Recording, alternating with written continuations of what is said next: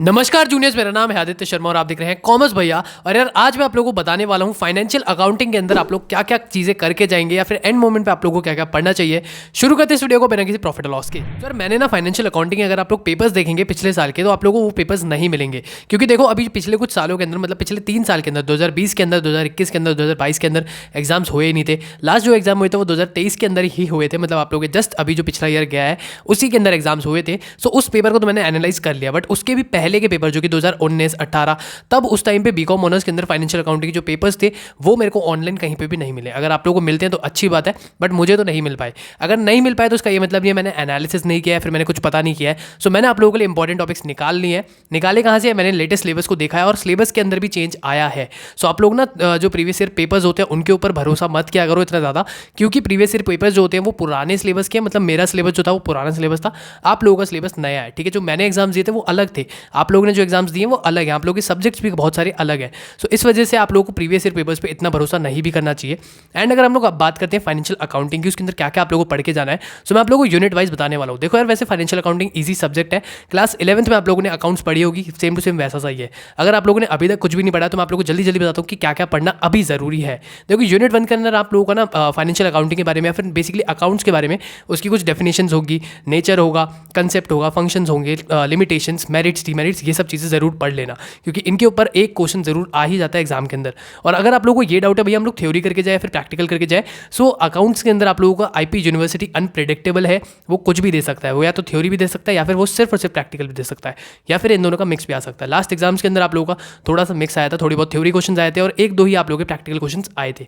तो ऐसा भी आईपी यूनिवर्सिटी करता है, तो इस वजह से आप लोग थोड़ा थोड़ा दोनों ही चीज़ें पढ़ के जाना। अब अगर हम लोग बात करें यूनिट 1 में क्या क्या पढ़ना है, यूनिट 1 में जैसे कि मैंने आप लोग बताया आप लोग ये सब चीज़ें तो पढ़ ही सकते हैं। इसके अलावा आप लोगों को पढ़ना है, इसके अलावा आप लोग पढ़ सकते हैं अजम्पशंस वगैरह भी, अजम्पशंस दे रखी है वहाँ पे, और इसके अलावा वहाँ पे बहुत सारे प्रिंसिपल्स दे रखे हैं, अकाउंटिंग प्रिंसिपल्स होते हैं, आपको वो भी पढ़ना है। भैया पढ़े कहाँ से? अगर आप लोग के पास क्लास 11th की बुक है तो अच्छी बात है, नहीं तो क्लास 11th के नोट्स तो ऑनलाइन मिल ही जाते हैं, तो वहाँ से आप लोग नोट्स भी निकाल के पढ़ाई कर सकते हो, या फिर आपके टीचर्स ने नोट्स दिए होंगे तो आप उससे भी पढ़ सकते हैं। ठीक है, तो आप लोगों को क्या क्या पढ़ना है? अजम्पशंस पढ़नी है और साथ साथ प्रिंसिपल्स को पढ़ना है।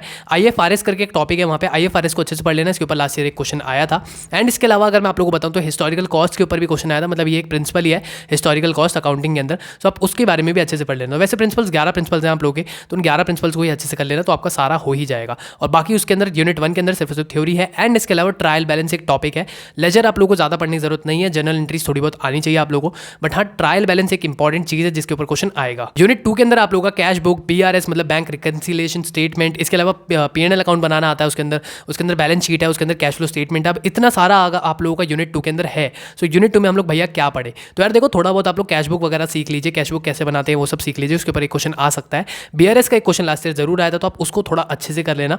एंड अगर मैं बात करूँ बैलेंस शीट और P&L बनाने की, तो बैलेंस शीट और P&L आप लोगों ने जो क्लास 12 के अंदर सीखा था, आप लोगों को वैसा सा P&L अकाउंट और बैलेंस शीट बनानी पड़ेगी। सो उसको एक बार से रीगैप कर लेना कि कैसे कैसे उनको बनाना होता है, क्योंकि उनका सिर्फ फॉर्मेट बनाना भी आ जाता है एग्जाम के अंदर। सो अगर सिर्फ फॉर्मेट बनाना है आप लोग की बल्ले बल्ले हो जाएगी और आप लोग इजीली उस क्वेश्चन को कर पाओगे, 12 से 15 नंबर ले पाओगे। एंड इसके अलावा अगर मैं आप लोग बताऊं तो कैश फ्लो स्टेटमेंट का भी फॉर्मेट देख लेना। कैश फ्लो स्टेटमेंट ज़्यादा हार्ड नहीं है, वो इजी सा ही है। उसके अंदर ऑपरेटिंग, इन्वेस्टिंग, फाइनेंसिंग, ये 3 एक्टिविटीज आती है, तो उसके बारे में थोड़ा बहुत जरूर पढ़ के चले जाना। यूनिट 3 के अंदर आप लोगों का सबसे इंपॉर्टेंट टॉपिक है जो कि है डेप्रिसिएशन। डेप्रिसिएशन को आप थोड़ा अच्छे से पढ़ लेना। इसके अलावा एक दो टॉपिक और है जो यूनिट 3 के अंदर बहुत ही ज़्यादा इंपॉर्टेंट है, मैं आप लोगों को जल्दी से बताता हूँ। एक है आप लोगों का डेफर्ड रेवेन्यू एक्सपेंडिचर, और इसके अलावा आप लोगों का कैपिटल और रेवेन्यू एक्सपेंडिचर करके वहाँ पे टॉपिक्स दे रखे हैं। इन टॉपिक्स को आप अच्छे से पढ़ लेना, क्योंकि इनके ऊपर पिछले साल क्वेश्चन आए थे। यूनिट 4 के अंदर आप लोगों को काफी सारी टाइप की अकाउंटिंग दे रखी है, human resource accounting, green accounting, inflation accounting. So unit 4 के अंदर आप लोगों को बेसिकली पढ़ना क्या है? यूनिट 4 में आप ग्रीन अकाउंटिंग और इन्फ्लेशन अकाउंटिंग को थोड़ा पढ़ सकते हैं, और HR अकाउंटिंग जो आप लोग है उसका भी थोड़ा सा आप ऊपर से ओवरव्यू जरूर लेके जाना, क्योंकि इन तीनों में से किसी के ऊपर भी क्वेश्चन आ सकता है। पिछले साल ग्रीन और इन्फ्लेशन अकाउंटिंग के ऊपर क्वेश्चन आए थे।